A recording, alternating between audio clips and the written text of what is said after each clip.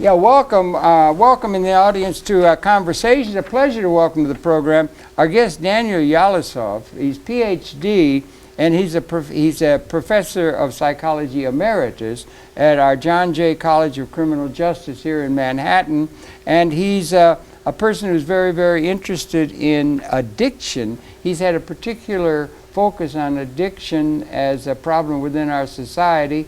But Daniel, welcome so very, very much to Conversation and to our fancy new studios here at 104th Street in Spanish Harlem. It's a pleasure to be here, Harold. Ever since we met on the bus, I've been looking forward to Amazing who you can meet on a bus in Manhattan. Yeah, we met that night, and it was good to see you, because you are in the, for those who may be familiar, it's sort of inside the ballpark talk, but our headquarters, as it were, is located on 59th Street between 10th and 11th Avenue, and just right across the street from us has been this huge expansion of the John Jay College of Criminal Justice. It's just getting themselves. It looks like the Taj Mahal. They've gone all the way from 10th Avenue to 11th Avenue, all the way up into the air. A huge expansion of the John Jay College, of which you've been associated over the years, and we'll want to talk some about that and everything. And so that's how we happen to meet on 59th Street. We should make a George M. Cohan song about it or something sometime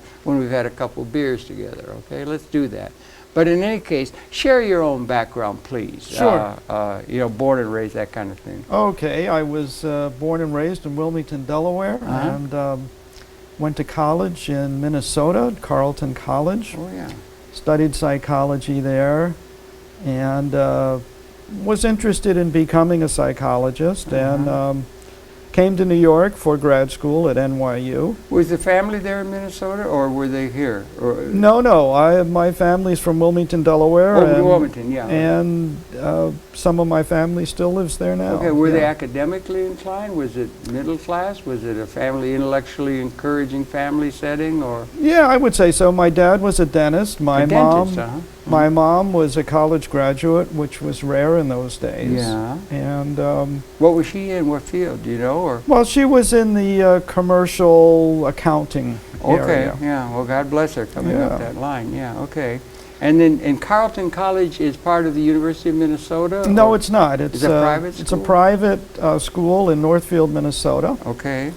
Very, very wonderful school. I was very lucky to have landed there. Okay, yeah. How did you happen to get there? I mean, is that particularly known for? Were you focused on psychology even as an undergraduate and so forth? Yes, I was. Okay. It wasn't particularly known for psychology, no, but it was a co-ed school. It was small. It was sort of like Antioch, or something? Yeah, it's like Antioch. Yeah. Similar idea. Antioch was a great school. Yeah.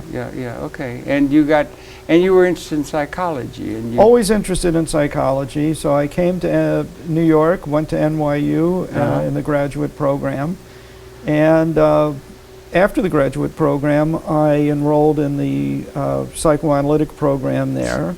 Freud. And, Freud, and studied psychoanalysis. And subsequent to that, I entered the field of addiction as a psychologist. That sort of young still. You're just coming out of your graduate work. It was my first job out of grad school. You were interested in the addiction problem, which was okay. Yeah. Anything personally that put you that way, or just observing society, or how did you happen to get that focus? Well, I later sort of realized that my dad did have a problem with alcohol, and in fact, to some degree was helpful. He didn't ultimately end up getting sober, but we did make an effort to help him. So you might have been interested in AA. Yeah. Alcoholics Anonymous. Yeah. Wonderful organization. It helps so many people. Yeah. It is by far the most popular and most successful approach to getting people sober. There's no question about it. That is interesting in and of itself. Yeah. Started in Ohio, I understand, right? Akron, Ohio. Bill Wilson and Bob Smith. And That's right. They got each other sober and started the first AA meeting right there. Yeah, I'm going to just throw it in, but I think Frank Buckman was spiritually inspirational in that and everything, and that's That's the same town where the Wright brothers came from, I think, Dayton, Ohio. Yeah, They ought to Dayton. put up some sort of a big monument or something. But Alcoholics Anonymous has been very successful, and the Serenity Prayer and that sort of thing. How do you account for the success of Alcoholics Anonymous as an institutional structure for dealing with alcoholic addiction to others that have tried and have not been able to be successful? What made it successful, do you think, perhaps as a psychologist? Okay. Well, there are two elements to it. One is the way the organization was structured. And it was structured in a way that there was ensured that there would not be controversy, conflict, or competing interests. Within the people that made up the groups? Yeah, and also the fact that people can't contribute to AA. So a Rockefeller can't give money to AA, or so the structure of the organization is called the 12 Traditions, are masterfully set up to promote the organization and protect it from these kind of internal struggles that sometimes occur, or external influences. We should apply that to the Congress of the United States, I would suggest, or something, you know. Maybe we could, or maybe that's just not relevant. But well, that would be wonderful if that were possible. Yeah, or larger. It's a big question writ large for the human condition. Yeah, and that's, to me, that's one of the miracles of AA, that it has functioned almost seamlessly without controversy since 1939, undergoing no crises, undergoing no schisms, undergoing no real conflicts. And lots of good results.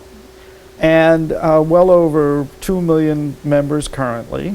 Now, why the program works? Now, there are many ways to view the program, but if you take it on face value, it's a spiritual program where individuals that have suffered through alcoholism and used the 12 steps to get sober use their experience to help new people get sober. So that's people helping people. People helping people. There's no hierarchy in AA. Everyone is a member. That's interesting, isn't it? Yeah, yes.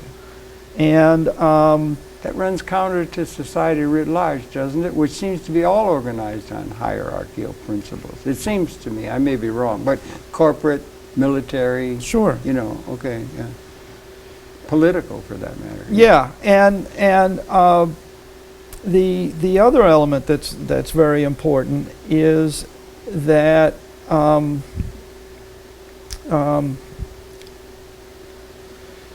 it's a program that people work together. In America, cooperative. Okay. In America, we value the individual. We value individual rights.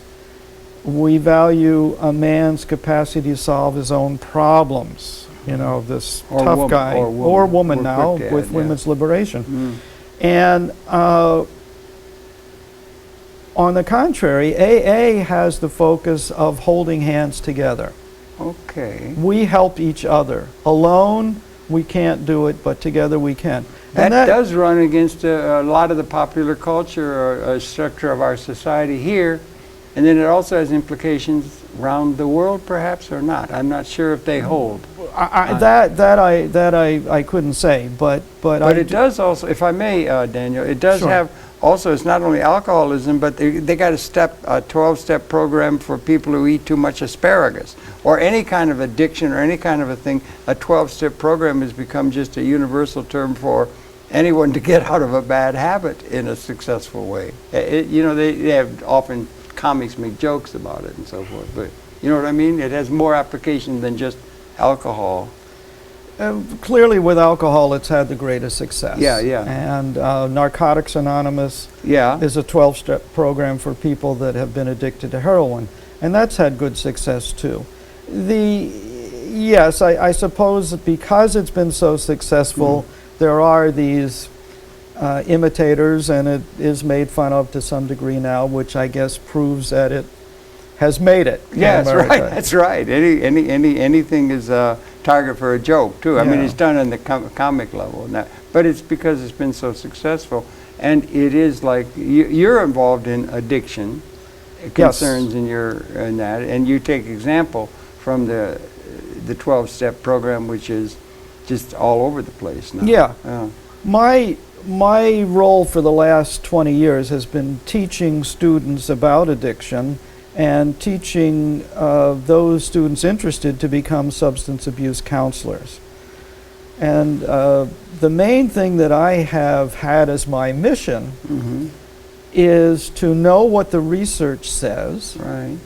and then to convey that research information to the students and let them make their own decisions Let's based on convey the some of that research. information to our viewers, all right? Okay. Now, what do we mean when we say addiction? Because there is alcohol addiction, there's overeaters addiction, there's addiction to fan movies, there's addiction to television watching, there's addiction to... What do we mean when we say addiction? It might be a good place to base it because, you know, it's a term that's used a lot for a dystopic kind of function or dystopic Sure. trending function in society.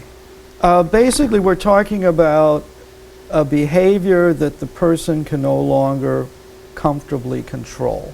So whether it's gambling, That's a biggie, yeah. or whether it's drinking too much, or eating too much, or taking drugs uncontrollably. So it's the inability to control in reasonable amounts the activity. Now, how finally can that be? Does somebody eats too much lettuce, or you know, how far can it go in terms of, you know, we could begin to. You're a psychologist, also. Right, I mean, yes. what do we mean by human behavior? You know, it gets to be it's like a lettuce. It's like a what is it? An onion. You keep peeling it off. It's very interrelated. What's normal, and how do we define it, and where do we make possible idiosyncratic kinds of things Sure. that are part of an interesting personality? All of those kind of questions are in the realm of psychology, I guess. What I focus on and what people in the field focus on is behavior which gets people into trouble.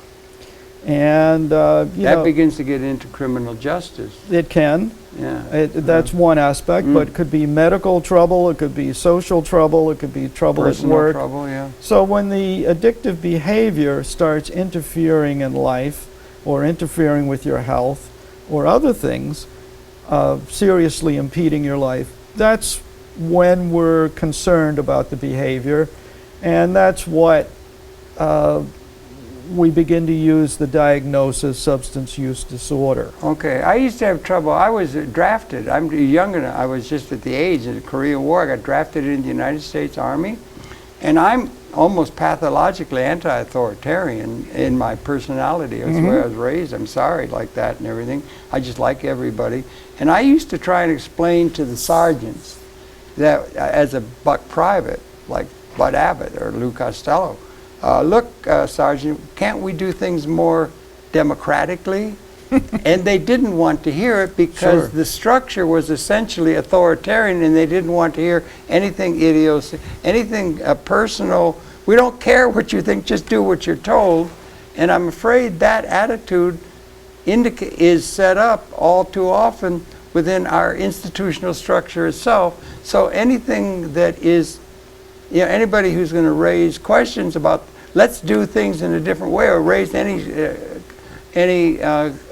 they had the Fugitive Slave Acts, and some Frederick Douglass said, Harold, let's not go with that. Let me that You understand the line of thinking? yeah, but in a sense, I'm on your side in my particular area. Okay. Because another one of my bandwagons Yeah. is that the trend of addiction treatment Yeah. has always been AA based, okay? Okay. And at least in the United States. Yeah. It's different in other countries. It And, is, and huh? one problem has been that there's a tremendous body of research into addiction which has not found its way into the treatment arena. Okay. And so one of my missions in life, as Yeah. I see it, is to translate that research into practical treatment applications. And Practical treatments, and if I may, talking behavioral Skinner, I think rats going through a maze or something, but to get people to conform to the realities of society as they are presented to them. And I did bring up Frederick Douglass, who had the temerity to say they shouldn't have a Fugitive Slave Act against Negroes because it's not just, and the system is not just, and not one that's worthy of adjusting to. It's the attitude of like revolutionary inclined people. And so that's what I was getting at. People that are mavericks, you know, or people, they just want people to adjust and be like slaves, or a slave mentality if you carry it to an extreme. so are you suggesting that someone who takes drugs may be being a maverick rather than being someone who has a drug problem? Is that what you're saying? Well, I'm not saying only to drugs. I'm just talking about a mental attitude towards society. Do you just go along like sheep and do what you're told, and you could become successful reasonably so? In fact, you can be very successful. And what do you do when the laws or the realities of the society are not just? What about the people who move against the grain, the artists or the viewers and that kind of thing? And they would be seen as someone who's just violated the norms of society, which are keep your mouth shut, don't say anything, be passive, and all of those kind of things that are not very attractive in terms of people who have a sense of justice or revolution or change with the environment that's evolving. Progress or progressive attitude is discouraged by our institutions. They're authoritarian in their structure, and they want you to adjust like a soldier to an authoritarianly based system that is fundamentally unjust. Back again, we can get to John Jay criminal justice and all that. Mm-hmm. You understand? The society is not worthy of being adjusted to, so there are ways in which people fight that. Yes, a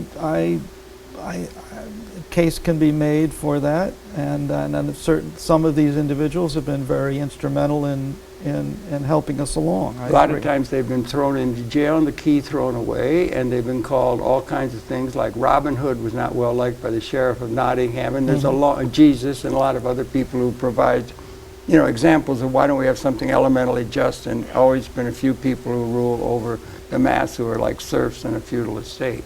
Mm-hmm. I mean, that's the history of the world, is it not? That's one take on it. Yeah, one take, that's what I'm saying, yeah. Yeah. And there's people who run against the grain, you know, and they're called abnormal.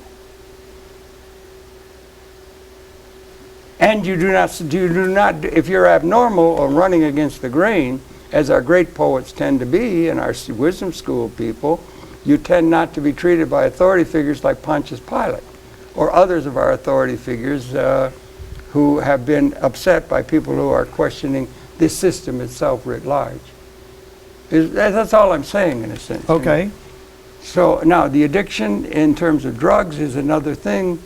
That's negative behavior. That's not going to help them if they're going to fight the fight against injustice. That's not going to help them if they get all strung out on heroin or something. Correct. It's self-defeating even in their revolutionary fervor. That's the point. Yeah. Yeah. I mean, there is a distinction between drug use and drug addiction. Thank you. Yeah. So most of us drink alcohol. A lot of people smoke cigarettes. Those are psychoactive drugs. Yeah. A very large percentage of the American population smokes some marijuana. Mm. And in fact, 8% of 12th graders smoke marijuana daily today. Is that, yeah, okay. Yeah. Daily. Right. Not once a month. Right. And I think we're coming to the end of an attitude toward making marijuana a Schedule I thing that ends up having a lot of people inordinately of the black and brown persuasion being put in filling our prisons now. Harold, let me just explain what Schedule I is. Mm-hmm. Schedule I was part of the Drug Act, which classified drugs according to how addictive they were and whether they had any medical use. Mm-hmm. And at the time they made the classification, they put marijuana in as a drug next to heroin, next to methamphetamine, next to PCP, as having no medical usefulness and as being prone to very strong abuse. Now, the evidence isn't clear yet. It's not definitely proven that marijuana has proven medical uses. But on the other hand, there's no evidence that it's really that harmful. So it really doesn't belong in Schedule 1, but it's really the people in charge of the federal bureaucracy, the DEA, who will make that determination whether it leaves Schedule 1 or not. Did they make a wrong determination when they launched the war on drugs with Mr. Reagan and Barry saying just say no? And they had an idea about it being a gateway drug to the terrible things of heroin and so forth. Did they make a wrong decision? Because it seems that the inordinate Schedule 1 rigor of the law that they managed to pass is becoming unenforceable in the world, and marijuana is emerging as just unstoppable. It seems like everywhere it's ranging, and then one wonders about the things that are other things. Marijuana affects consciousness. Some drugs do not. Some are just physiological, but it affects consciousness in a way that is, in many people's mind, liberating of the individual spirit, which is something that an authoritarian society wanting slaves-minded people to make up their society don't want to encourage. There were other things at the time of Woodstock. There was a great deal of LSD, lysergic acid, and other designer drugs that had effects on consciousness that the authority figures were against. And I wonder the emerging of marijuana in becoming legal, available, just as easily as a glass of port wine or something, that seems to be in the air now, whether that will come to affect other designer drugs that affect consciousness, and that there's an exception to the spirit of Woodstock, where the kids were running wild and it was anarchy and we can't have it. How are we going to have all our workers filling their roles as job performers, and the structure of society that's called normal? Yeah, well, I take it from a slightly different angle. Yeah, I would think so. I'm just sorry. I'm trying to be devil's advocate in a way, because the prisons are full of black and brown people for having a joint. It's crazy. Yeah. Just as marijuana is not a terribly harmful drug, neither is LSD. Okay. And so if we take a scientific point of view and make our evaluation how to classify drugs based on the research, LSD, you shouldn't drive and take LSD or operate a crane, but on the other hand, it's not a drug that's that harmful. Okay. So I think that the federal government does have to take a look at drugs and be more research bound in terms of making their determinations. And that might ease this conflict between the states, 15 of which have medical marijuana and 2 of which now have recreational use of marijuana, which conflicts with federal law. Yeah, right. Okay. So it's like the Fugitive Slave Act. Yeah. It wasn't going to stand. It couldn't stand. Right. Yeah. So I think that would probably be the most reasonable way to resolve that issue. Does that open the door to all drugs then? Or how do we determine what drugs that affect consciousness, particularly opium, these other kinds of things that have different? You're very familiar with the pharmacopoeia of the synapses and so forth, and what neurotransmitters are related to what and everything. So what is you say LSD, but there were others. There were designer drugs also that are done by people, Shulkin and that kind of thing. So what's our attitude about drugs that affect consciousness? Well, some drugs are harmful. So methamphetamine, PCP, heroin, these are harmful drugs. So how do we define that harmfulness? If LSD is not harmful, what makes a drug or a substance harmful? By what criteria? Okay, well, the harm it does to the body. Okay, go on. So cigarettes are pretty harmful. The kind of psychic state that it leads a person to. So the kind of high that you get on methamphetamine or low, Yeah. is a dangerous one. By what definition or criteria do we determine that? Well, the person can become psychotic. The person can Okay. become violent. So it can cause behavioral change, which is dangerous both to the person himself and to other people. You don't think LSD or pot can do that? No, You don't think so? no. What differentiates LSD from some of these designer drugs and other things that are changing consciousness? I mean, it's an important question of what is the society going to be able to, in a certain sense, non-criminally allow there to be manipulation chemically. We have a whole pharmaceutical industry now that's making money with everything from Prozac to whatever affects consciousness. Either, you know what I'm saying? How are we going to deal with the? Is it coffee? Coffee is that coffee? Or No, is this is just that's water. water. Okay, water will be That's allowed. okay. You understand what I'm trying to get at? You know, that's a values question. Yes, it Harold. is, It's yeah. not a science question. Well- I'm sort of always close to the vest research man. Let's debate the issues, and I'll just want to introduce the facts. Oh, That's well, sort of the role I want to play in this debate. Well, I'm trying to get at what are the basis of the facts. Yeah, or what are the criteria by which we determine the facts? Because sometimes there's differentiation on what's good, what's bad. Well, and, you know. when I say a drug is harmful, it Yeah. has demonstrable harm, Yeah. either in terms of the potential consequences to the person's physical health, or what they might do to harm themselves or others. Okay. And the third criteria that is used, which is not as strong a one, is how addictive the drug is. In other words, we're back to that, trying to get a definition of addictive. And you have this. well, it's very simple. Yeah. If you take the drug, Tolerance. if you take the drug, how likely are you to become dependent on it? That's what we mean by how addictive it is. And by that measure, cigarettes are the most addictive drug that we have.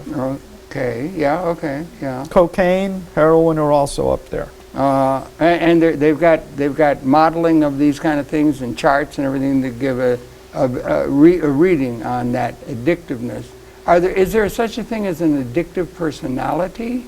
Are there people that are more prone to addiction or becoming, they call the term in the street, strung out or addicted than others? We no longer use the term addictive personality. We don't, okay. But what we have found through research following children into adulthood, Yeah.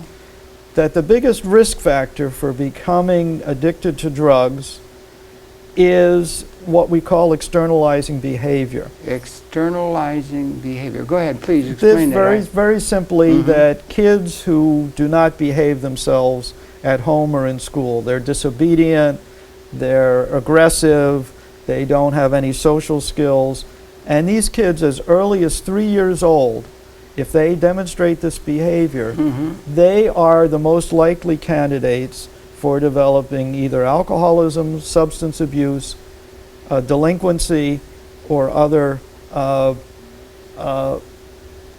difficulties, such as teen pregnancy and things of this sort. Those are a couple of things that are there. Again, my mind just goes to Spartacus. Okay? He did not have the social skills to deal with the Roman authority. Or Jesus didn't have it to deal with, you understand, adjusting to get along with an unjust system. And so Frederick Douglass didn't have it, or the people who fought for abolition of slavery. You understand? So that to accept the idea, or the high-spirited, or the creative. Well, we're talking about 3, 4, and 5-year-olds. Well, yeah, but these things are being set in early childhood. Often there's a relationship to those kind of things. And the experimental evidence shows, I once did a program with the smartest person in the world by what they call IQ. They have these IQ tests. And she said the one thing that was characteristic of her, and that was tested all the way from when she was 5 years old to an adult and everything, was it was her and everybody was raised on Dr. Spock.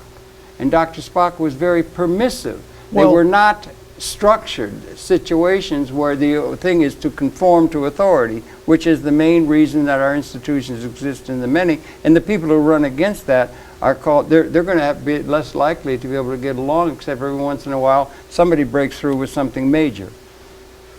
Well, there is the danger. Making a case for the renegades, I guess, there is or the artists, or the creative part of human There is the society. danger of social engineering. Yeah. I mean, I see where you're going with it. Mm.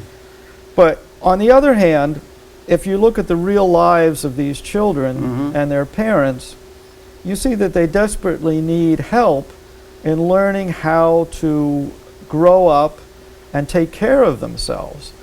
And Take care of themselves. yeah, Okay. because basically that's the task of childhood, is learning how to grow up and eventually take care of yourself in a healthy way. In a healthy way, and those are all terms that need a definition of terms. And take care of yourself translates out, particularly if you get into the, you know, the stages that lead to into adulthood and everything. That tends to become something that tends to be measured in materialistic terms. That means earn a living, make money, make a comfortable life for yourself. Find a niche where you will fit in with others who are fitting in to an overall structure and so forth, rather than the creative side of human intelligence and that sort of thing.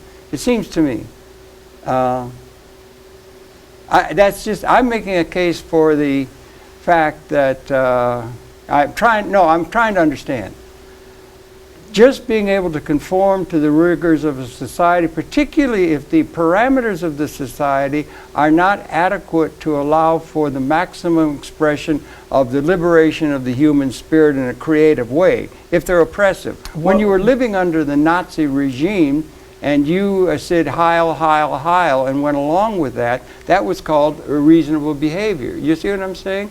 Or that the system itself is not adequate to liberate or allow for the liberation, or they're not creative values that are ensconced in thinking about creating a more just society, and these kind of values that don't comport with conformity. I don't think to be well adjusted is necessarily to be a conformist. Okay. And I don't think to take care of yourself necessarily means to be a conformist. I think those are the elements that make you free. If you can take care of yourself, if you can control your emotions, then you can make decisions. Yeah. And doesn't mean you have to decide to be materialistic. Doesn't mean you have to go the conventional life. You don't think so? No. And if you grow up without these tools, you're not going to be in a position to do very much at all, except get into trouble. So I think I would put it this way, Harold. I do believe that there are certain individuals that call to the conscience of a society, and they take a great risk in doing so, and they deserve credit for doing so.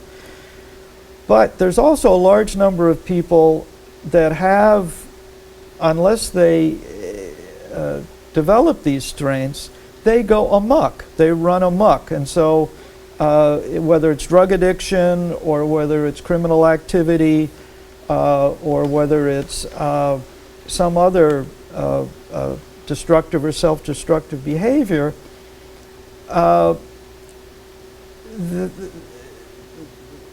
think I think it would be good if we could limit the amount of that harm to themselves and to society in general. Right. Well, you're a professor at the John Jay College of Criminal Justice.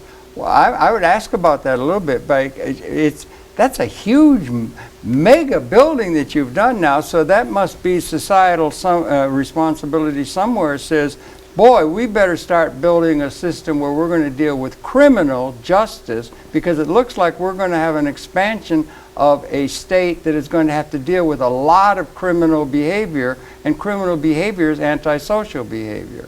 And are we anticipating a great deal of social behavior problems within our society writ large in the time ahead, that we need to build such a huge institution and put so much attention on how can we deal with criminals, which are going to emerge in massive numbers now, in terms of the society as we begin to look ahead? Or why is there such an expansion of interest in criminal activity or criminal institutions? And why do we have more people in prison in the United States per capita than any other country in the world? A lot of it because of marijuana nonsense. Okay, well, the answer to your last question is the easiest. Because of the drug laws that were passed, the Nelson drug laws in New York State, and yeah, that was ridiculous. The Rockefeller law. They came out of the war on drugs, so that's why the prison population has exploded. Now, to your yeah, but a lot of people are really suffering because of that nonsense. There's no question about it. And they're still being called criminals, and they're still locking them up, and they got a growing private prison population now where people are making a lot of money. I mean, that's something that ought to be called into question, is it not?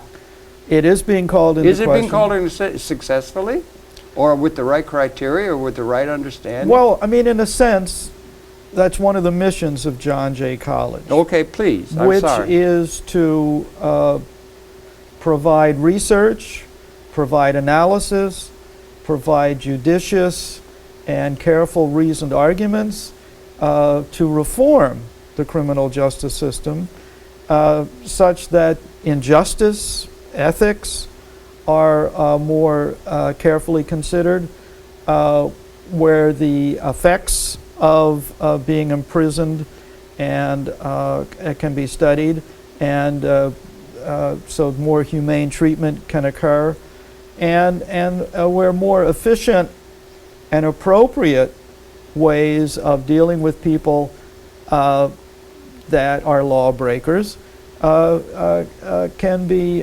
discussed, analyzed, and reviewed. So I didn't realize it has a progressive. Yeah. I know Jay Lifton. Yes. He's a magnificent scholar. He's associated with that school, and there are other people of a, what do they call, progressive bent of trying to find justice. Absolutely.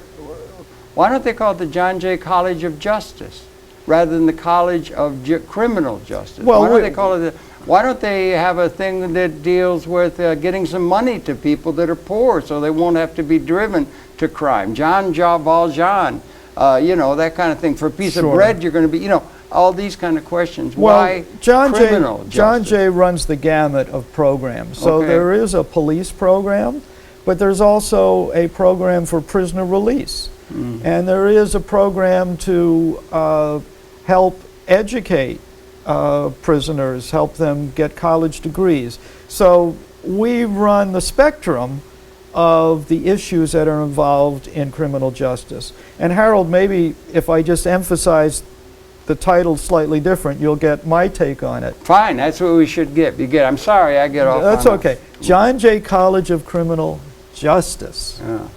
So, I see. Yeah. So we don't, you know. Yeah, criminal justice is part of the law. Yeah. There's civil justice. Yeah. Okay. Yeah. So and that's one of the reasons why they encouraged me to develop the addiction studies program, because those people with addiction disproportionately end up involved in the criminal justice system. Do we have any idea of what causes people? Well, you said there are behavioral things. Maybe it comes out of early childhood, psychology, all that. A genetic, some sort of disposition, perhaps. I don't know. But what causes people to get to addiction and then become antisocial? I mean, it just off the top of my head, it seems to me, let's just suppose we had a society where everybody had enough to live a good life with every their material needs met and so forth, rather than the injustice that is characteristic of world society. Will we ever get to that, where the conditions of poverty, and then we blame them for they want to find something about them that makes them, but they're driven to it because of desperate situations in which they find themselves economically or otherwise. That the society distribution of opportunity is not there. They're just limited. There's all kinds of prejudice against black people. Women were not able to vote. All these kind of questions coming out of history that continue. Will we ever have a universally just system that will do away with the reason for anybody acting antisocially or is that idealistic nonsense that will never be, we'll always have authority figures that are going to be... Well, I'd love to see it in our lifetime, yes, Harold. so would I. But I don't think it's going to happen. We might get better. But maybe we might get there better by a lot of the work that's going on by the faculty, we should say, at the John Jay College of Criminal there's Justice. wonderful work. Our neighbor. There's wonderful work being done following children closely over years in families, and to see what parental interactions encourage the child to grow in a healthy way and what things make it difficult for that child to grow up. How much is it tied to material money? If people have enough money to buy what it is they need to live reasonably without having to degrade themselves to get money, how much would it be if we had an economically just system? Well, I honestly don't know. But okay. I just thought we could run you for president if you knew, but I was just, you know. But what I do know is this. If we help single moms be better parents, that would be the best expenditure of money that I could imagine that the federal government or state government could make. Well, why don't we get some money to them? Why does the society get all the money to the big bankers? Why do they have an unjust system that they allow to go? But I'm focused in on helping moms become better moms. So if you just give them money, that's not enough. I think if you gave them, let's say they got $10 to work on and you give them $50 to work on, I think they'd become better moms. Just give them more money. I don't agree. You don't agree? No. You think it's their fault for not having the vim and vigor to rise up to the occasion? No, I didn't say it was their fault. Okay. I said... I think if they had the money, they'd be better. I don't. Okay. I think we don't give instruction on how to be a parent. You're not born with that. And a lot of people are not prepared to be parents. So I think especially single moms need to be supported and guided to become better parents.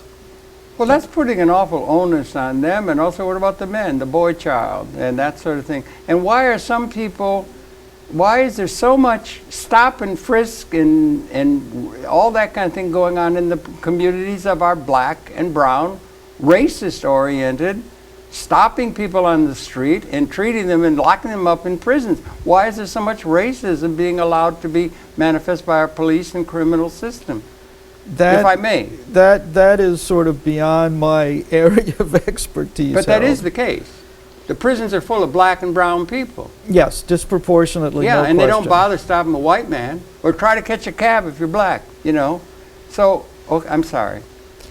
No question, racism is a problem in our society today, and I'm opposed to it.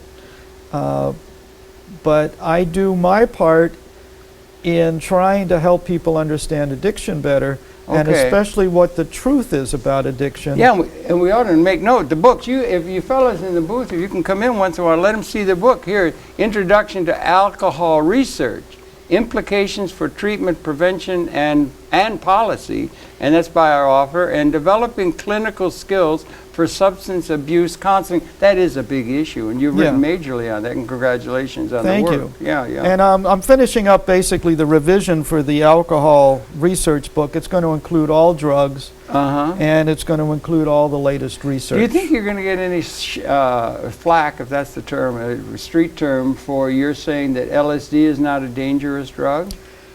I mean, are you going to get any flack for that from a lot of people who think any kind of swerving from consciousness? Is there such a thing as normal consciousness? Well, that's a very tough question to answer, because... But you're a psychologist with that's a true. Ph.D. degree, so who else do we ask? I'm making a joke. Consciousness is a philosophical term, Yeah. and actually psychologists don't really study consciousness that much, although it would be an interesting area to begin to explore. No, I'm not going to. I may get flack, but I don't care. That's it. That's the spirit. I don't care. I don't care. Yeah, that's good. Yeah, I mean, the facts are the facts. Yeah, You may not like them. So, but that's sort of my position. Comes from the strength of knowing it's the truth. And it's coming from the truth. Are we getting a better handle on the truth as it relates to addiction Absolutely. and larger issues. The research is taking us in the right direction. Absolutely. There's Okay, fair wonderful research. Okay. And my mission is to try and get that the knowledge about the research out there so people can respond to it. And do you think the society and let's say the political or the decision-making part of our society will be able to respond to the truth? They didn't respond to the truth well with the Rockefeller drug laws, did they? They just went galloping off onto an absolutist kind of position about just say no. Well, And we're that going was to give them another chance. We're going to give them another chance. And hopefully we'll have some enlightened people and some enlightened staff members to carry the message. Well, all right. And also, I wonder, what about the big pharma? They're coming up with all kinds of things like Prozac and all kinds of things that are coming up are totally legal. You can just get it. They're things that you can go into the drugstore. You don't need a prescription from some psychiatrist or doctor or something. You can just go in and buy it, and it affects the mind mightily. You know, a lot of these things and other things. Those are, in a certain sense, pharmaceutical research that's being done, or you could put that, if you could, into the realm of what they call designer drugs that are aimed at affecting consciousness or states of mind. What about those kind of things? How are we as a society going to deal with things that are going to deviate individuals by something they ingest other than, you know, some food that's supposed to improve your consciousness, a drug that deviates from what we call normal? And are we ever going to get a fix on what do we really mean by normal? Good question. I'm going to sort of sidestep that a little bit. Okay, go ahead. I don't blame you, yes. And just say that the second biggest drug problem is prescription drug Absolutely, problems. people are dying. And basically it's the painkillers by and large. Okay. The heroin Oxycontin, or the opioid derivatives that are being diverted. Okay. So there's a big problem there. They're being diverted for from by people who don't have pain for the effect, the conscious effect. Yeah. I mean, either they're being taken from the medicine cabinet by the spouse or their kids, or they're diverted from big pharma into the illegal market. Or they will try to. There's a big market there. Then, if they're going to that measure, then that's an indication to marketing-minded people. There's a market there. We can tap into that market and flog a lot of stuff and make a lot of money. Which is the main value that operates the society, it would seem to me, is making money. Isn't it? Main value.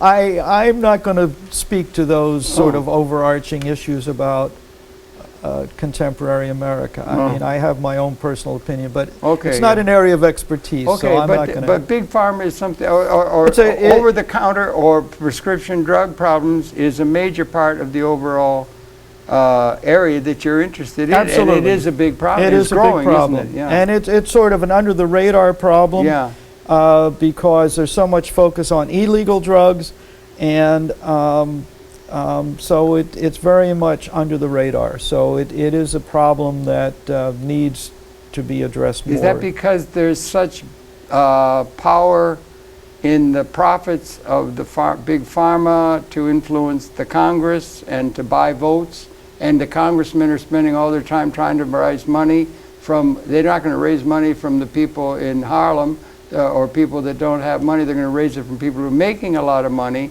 and the people who are making a lot of money influence the political process, and so you have a system that is creating the problem at higher levels than the people who are suffering the effects of it. I see it a different way. Okay. I see it that humans tend to think in categories. Yes. And because they think of illegal drugs and legal drugs, they think in those terms. And so they don't have this third category, which is legal drugs diverted for illegal use. Well, legal drugs diverted for illegal. Yeah, now you're talking about the things that big pharma might want to try exactly. and do. So I don't think it's a plot. I don't think it's... no, it's just a profit center. And I'm not even sure it's a profit center. I think it's just the fact that human beings are constructed to think in terms of categories, and once those categories are fixed, you tend to put it in that category. It's a shame that marijuana got put in Schedule A. Exactly. Is that not a bad categorization? That was a mistake. Can you see other major problems that have come out of prejudicial attitudes? And the thing flows with time and everything goes like that. The Volstead Act and that kind of thing, we had to do that. It was just unworkable. Can you see other major aspects of our overall policy stance that should be examined at that level of systemic understanding of the basic premise, like for instance putting marijuana on Schedule A was wrong. Other things within that way in which we deal with means of affecting consciousness and so forth is laid out by the law and by the authority figures in our society. Major changes should be made in what is called legal or available or all that according to the understanding and research that's coming out of your work or your colleagues. Nothing comes to mind right away, but I'm sure there is something. But well, what about getting marijuana out of Schedule 1?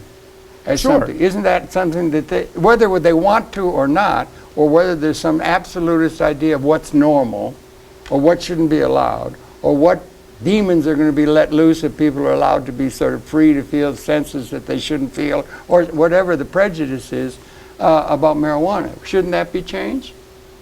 That should not be Schedule 1. It shouldn't be Schedule 1. What other things within the way in which we deal with it societally, politically, economically, and so forth, what other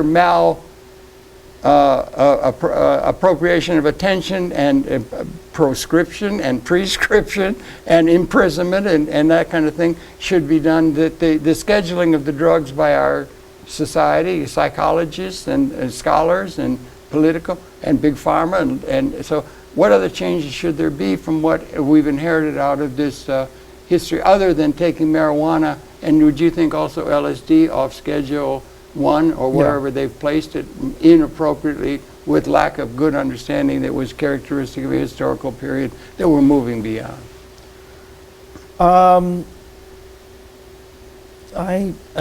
sure there's something, but I'm kind of stumped to come up with. I'm not a big thinker the way you are. I tend to think in more focused, concentrated. If you were brought up before the Congress asked for such, from your experience, what would you suggest to our congressional or our governmental or our regulatory leadership? That's a good question. Okay. That I can answer. Okay. We've only got a few minutes left. One, help moms. Uh-huh.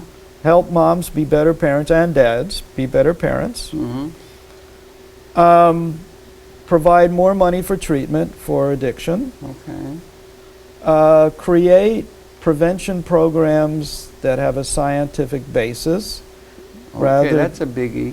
Because they do argue among different premises, yeah. Find a way to integrate people released from prison back into society. Fortune Society, you would encourage, yeah? Yes, Fortune Society, but larger. Fortune Society is a small organization which only encompasses a tiny fraction of. How about giving a lot of the people who come out of prison a lot of money? No, I don't. Just give them money. You seem not to think that the money affects. I'm sorry. I think instead of letting them not have any ability to get money except by stealing or something, why don't we just give them a lot of money so that they can just live?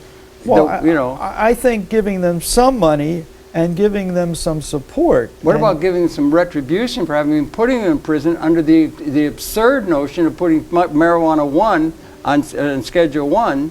They ought to be getting some retribution for having been imprisoned within a system that was so out of touch with the moving zeitgeist. Why don't we give them a little relief for having put them in jail and ruining their lives? Why don't we give them a little retribution for having treated them so badly? Well, I think when it doesn't comport with scientific reality. The best thing we could do would be to help them adjust to the life outside of a prison. But when they come out of prison now, they haven't got a chance hardly. Can't get a job, you're a felon, you're a no good, you're a loser, you're a terrible person. That's what for having done something that didn't harm anybody. It wasn't harmful. In fact, it may have been beneficial. So we made the mistake, so we're going to put the blame on them. Why don't we give them a lot of money so they can live well? I mean, that would be a suggestion. I don't think giving them a lot of money would be enough. Well, do you think maybe they should start having some people in the criminal justice system start suing the system? What did they do when they had to take the Fugitive Slave Act and the people who were, why don't we give retribution for the slaves for crime? I mean, all the injustice that's been characteristic of history, the people who did the injustice and benefited from it got up their leg up, do nothing but badmouth the people who had all the effects, bad effects, put down on them by the unjust system that was benefiting a few, and it still continues. You know, okay. I mean, that's basically a political and justice question. Right. So maybe they could start bringing some, you know, start suing some institutions or something, or start, you know, questioning the assumed legitimacy of the legitimate things who put people in jail illegitimately because of a bad prejudicial view of the leadership that was going on a pattern. It was their fault, not the people's fault, that were put in the prison. They were put in there for not harming anybody. Yeah, well, I mean, on the case of marijuana and some other easy things, but a lot of the people in the prison are just a simple marijuana charge. I don't know the statistics on that. So okay. I can't, but I do think we owe it to people to give them a chance once they get out of prison. But we don't. But there's practically nothing done along those lines. Is that not correct? That is correct, and I'm saying that would be a worthwhile project, and that would be one of the things I would. So why isn't it even suggested by anybody other than just saying you're a felon, you can't have a chance, you're not going to do anything, you can die in the gutter when they come out of the prison? That's what happens to them now. Okay. For the fault, not their fault, and not having harmed anybody. There was no harm done to anybody. Well, how can we abide that? Even if they did commit a real crime, and if they serve their time, they are supposed to be free to come back into society. So either way, we owe it to ourselves as well as them to provide them a realistic way to get back into the free society. Give them some money. I think that would be the least expensive way, because what happens, they go back in because they got no chance. They're given no chance, and they're doubly harmed for, again, something that didn't harm it. There was nobody harmed. Well, I'm a psychologist, and I believe that you need more than just money, that there are other skills and tools that people need to develop. Listen, I'm sorry. One of the things, we could go on talking. Thank you very much for viewing. It's your pleasure. It's great talk. We got to keep talking like this if we can. Daniel Yalisove. Yes. Ph.D., Professor of Psychology Emeritus, John Jay College of Criminal Justice. Thanks for coming in. I really appreciate the work, and your work is recommended, and everybody should get behind. Now that I understand John Jay College of Criminal Justice have a lot of trying to make things just. Exactly. And that's good to know. Exactly. And thank you for viewing. We'll be coming back. Thanks again for viewing. And